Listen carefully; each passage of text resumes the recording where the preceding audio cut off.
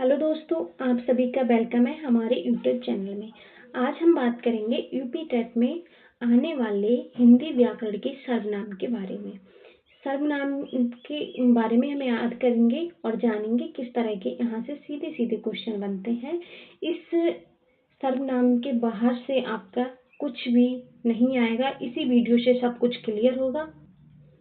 हम जानेंगे कि सर्वनाम क्या है, इसकी परिभाषा और इसके प्रकार के बारे में, कितने प्रकार के सर्वनाम होते हैं। तो चलिए हम ज़्यादा टाइम नहीं लगाते हैं, वीडियो को स्टार्ट करते हैं। अगर हम बात करें कि जो सर्वनाम है किसे कहते हैं, सर्वनाम किसे कहते हैं, इसकी परिभाषा, तो संज्ञा के स्थान पर जिन शब्दों का प्रयोग किया जाता है उन्हें सर्वनाम कहते हैं। इन्होंने कहा है संज्ञा के स्थान पर जिन शब्दों का प्रयोग किया जाता है उन्हें सर्वनाम कहते हैं। जैसे हम किसी का नाम लिखते हैं और कुछ भी हम लिख रहे हैं तो उसका बार बार नाम नहीं लिखते हैं, वह या यह करके लिखते हैं। तो वह और यह हैं, ये सर्वनाम है। अब हम देखते हैं इनके प्रकार।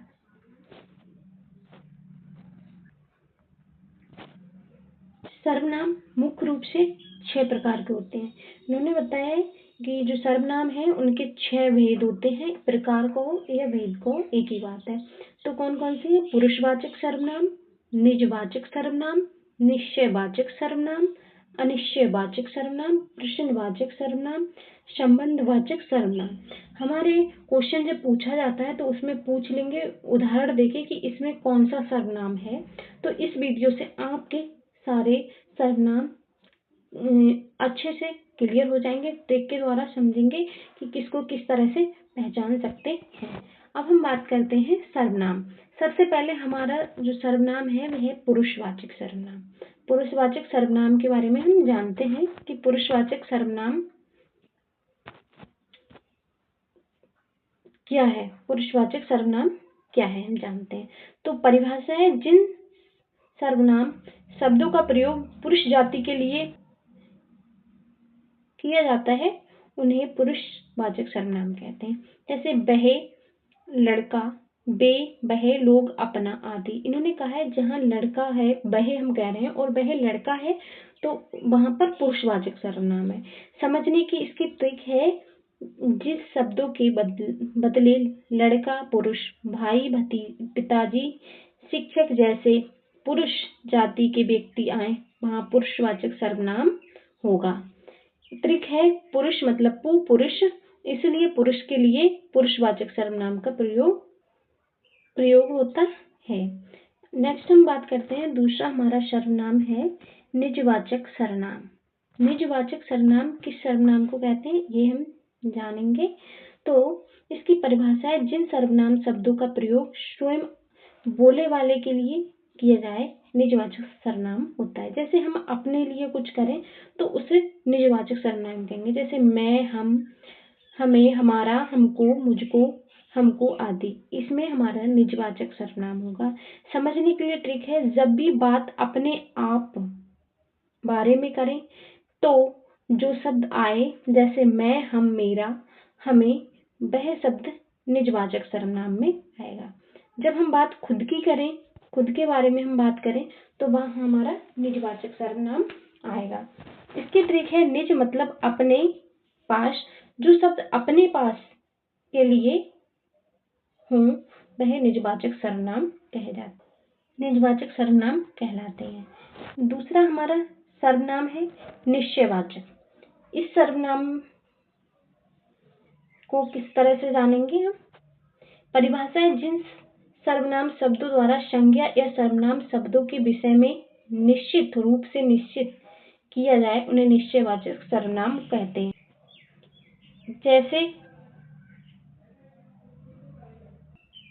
जैसे यह, वही, यह, यही, ऐसा, वैसा, उतना, इतना। जब हमें पता हो कि कितना किस चीज की कितनी मात्रा है या यह क्या चीज है, कुछ चीज का हम जब बता देते हैं यह वह चीज है तो वह निश्चयवाचक है, निश्चय है। ट्रिक इसकी है, जब हम किसी संज्ञा या सर्वनाम के बारे में निश्चित रूप से निश्चय करते हैं, स्थिर रूप से बताते हैं, निश्चयवाचक सर्वनाम कहलाता है। ट्रिक है, यह पुस्तक मेरी है। यहाँ इन्होंने कहा यह मतलब ये क्या, पुस्तक, हमें पता है पुस्तक के बारे में कर रहे हैं, तो ये निश्चय है, निश्चयवाचक है। वही लड़का प्रथम आया है, हमें पता है कौन आया है, तो हम निश्चय है। वह आदमी बहुत ईमानदार है, यह समय कुछ करने का है, ऐसा अवसर बार बार नहीं आता, तो ये हमारे क्या, निश्चयवाचक सर्वनाम। अगला हमारा सर्वनाम है अनिश्चयवाचक। यह सर्वनाम निश्चयवाचक का विपरीत होता है, अपोजिट है। जिन सर्वनाम शब्दों की किसी निश्चित व्यक्ति या वस्तु के स्थान का बोध न हो उन्हें अनिश्चयवाचक सर्वनाम कहते हैं। जैसे कुछ, कोई, किसी, किन्हीं, सब, कुछ, थोड़ा, बहुत इत्यादि। तो ये हमारे आएंगे अनिश्चयवाचक में। समझने की इसकी ट्रिक है हमारे, जब हम किसी संज्ञा सर्वनाम के बारे में निश्चित रूप से नहीं जानते तो अनिश्चित का बोध कराना चाहते हैं, ये अनिश्चयवाचक सर्वनाम। इसकी अगर ट्रिक की बात करें, दरवाजे पर कोई है, यहाँ हमको पता नहीं है कौन है, लेकिन है कोई, तो यहाँ पर हमारा क्या होगा, अनिश्चयवाचक। अगर हमें पता होता वह है तो हम कह देते निश्चयवाचक है। मुझे कुछ रुपए चाहिए, तो कुछ पता नहीं है मैं कितने चाहिए। किसी ने मेरा पेन चुरा लिया, कक्षा में किन्हीं छात्रों ने शोर मचाया, बाजार में थोड़ा दूध ले आओ। जहाँ हमें, वहाँ हमारा होता है अनिश्चयवाचक सर्वनाम। नेक्स्ट हमारा सर्वनाम है प्रश्नवाचक। जहाँ भी प्रश्न किया जाए वहाँ प्रश्नवाचक सर्वनाम होता है। अगर हम बात करें यहाँ पे परिभाषा की, तो जिन सर्वनाम शब्दों किसी व्यक्ति वस्तु के स्थान के बारे में प्रश्न किया जाए प्रश्नवाचक सर्वनाम कहलाता है। जैसे क्या, कौन, कहाँ, कब, कैसे, किसका, किसको, कितना इत्यादि ऐसे शब्द किए जाए वहाँ प्रश्नवाचक सर्वनाम होता है। समझने की इसकी ट्रिक है, जब वाक्य के अंत में प्रश्न चिन्ह हो और संज्ञा सर्वनाम के स्थान पर कोई प्रश्न सूचक शब्द हो तो वहाँ प्रश्नवाचक सर्वनाम होगा। प्रश्न शब्द मतलब ये प्रश्न सूचक शब्दों, वहां पर हमारा प्रश्नवाचक सर्वनाम होगा। यह पुस्तक किसकी है, यहाँ प्रश्नवाचक चिन्ह भी लगाए और शब्द भी दिया है। आज खाने में क्या है, कौन दरवाजे पर खड़ा है, तुम्हारा घर कहाँ है, तुम वापस कब आओगे, इसी तरह हमारे क्वेश्चन, इसका प्रश्नवाचक का हम आसानी से समझ सकते हैं। नेक्स्ट हमारा आखिरी है सर्वनाम, वह हमारा संबंधवाचक सर्वनाम। जिन सर्वनाम शब्दों का प्रयोग किसी दूसरे संज्ञा या सर्वनाम शब्दों के संबंध बताने के लिए किया जाता है, संबंध सर्वनाम कहलाते हैं। जब सर्वनाम शब्दों का प्रयोग किसी वाक्य में आए दूसरे संज्ञा या सर्वनाम शब्दों से संबंध बताने के लिए किया जाए तो वहां पर हमारा संबंधवाचक सर्वनाम होता है। उदाहरण के लिए जो, सो, जैसा, वैसा, जिसकी, उसकी, जितना, उतना, तो यहाँ पर हमारा है वो होगा हमारा संबंधवाचक सर्वनाम। समझने की ट्रिक है, जब वाक्य में दो बातें आपस में जुड़ी हों और एक बात दूसरी बात पर निर्भर हो तब संबंधवाचक सर्वनाम का प्रयोग होता है। अक्सर जोड़े में आते हैं, मतलब पेयर्स बने हुए थे। जो सोएगा वह खाएगा, ट्रिक है, इसे पहचान सकते हैं, जो है वह है। जो जैसा है वैसा भोगेगा, जिसकी लाठी उसकी भैंस, जितना गुड़ डालोगे उतना मीठा होगा, जो परिश्रम करेगा सो फल पाएगा। इसी तरह हमारे इसके द्वारा हम संबंध बता सकते हैं, जैसे संबंध हो वहाँ संबंधवाचक सर्वनाम होता है। अगर हम एक नजर डालें इस सर्वनाम की पहचानने के लिए, तो संज्ञा के स्थान पर जिन शब्दों का प्रयोग होता है उन्हें सर्वनाम कहते हैं। नेक्स्ट है हमारा सर्वनाम के कितने भेद हैं, तो सर्वनाम के हमारे 6 भेद हैं, 6 प्रकार के होते हैं। पुरुषवाचक सर्वनाम, निजवाचक सर्वनाम, निश्चयवाचक सर्वनाम, अनिश्चयवाचक सर्वनाम, प्रश्नवाचक सर्वनाम, संबंधवाचक सर्वनाम। हम बात करें पुरुषवाचक सर्वनाम क्या होता है, जहाँ पुरुष जाति का बोध हो वहाँ पुरुषवाचक संबंध होता है। जैसे वह लड़का, मतलब वह जब लड़का के लिए प्रयोग होता है तो पुरुषवाचक सर्वनाम होगा। आगे हमारे है निजवाचक सर्वनाम।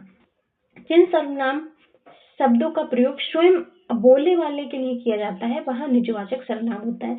जब हम अपने लिए खुद के बारे में कोई बात करें तो वहाँ पर जिन शब्दों का प्रयोग होता है तो वहाँ निजवाचक सर्वनाम होता है।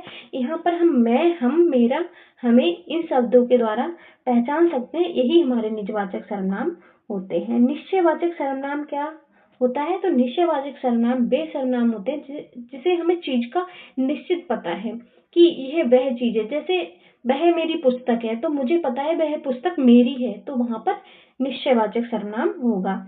और अनिश्चयवाचक सर्वनाम क्या होता है? जब हमें पता ना हो कि वह चीज किसकी है तो वह होगा हमारा अनिश्चयवाचक सर्वनाम। जैसे कुछ, कोई, जैसे दरवाजे पर कोई खड़ा है तो हमको पता नहीं है कौन खड़ा है, लेकिन खड़ा है तो वहां पर अनिश्चयवाचक सर्वनाम। मुझे कुछ रुपए चाहिए, कुछ चाहिए लेकिन हमें पता नहीं है कितने रुपए चाहिए। अगर हमें पता होता इतने रुपए चाहिए तो वहां निश्चयवाचक होता, और हमें पता नहीं है वहां अनिश्चयवाचक सर्वनाम होता है। अब हमारा है प्रश्नवाचक सर्वनाम। जिन सर्वनाम शब्दों से किसी व्यक्ति, वस्तु या स्थान के बारे में प्रश्न किया जाता है उन्हें प्रश्नवाचक सर्वनाम कहते हैं। जैसे कौन, कहाँ, कब, क्यों, किससे, किसका, किसके, कितना, ये शब्द लगे हुए होते हैं प्रश्नवाचक शब्द होते हैं। जैसे पुस्तक किसकी है तो यहाँ पर किसकी प्रश्नवाचक शब्द है और प्रश्नवाचक चिन्ह भी लगा हुआ है, तो यह प्रश्नवाचक सर्वनाम हो गया। संबंधवाचक सर्वनाम जिनका एक दूसरी संज्ञा सर्वनाम से संबंध बताने के लिए किया जाता है उन्हें संबंधवाचक सर्वनाम कहते हैं। जो, सो, जैसा, वैसा, जिसकी, जितना, उतना, इस तरह से। जैसे जो सोएगा वह खाएगा, इन्होंने संबंध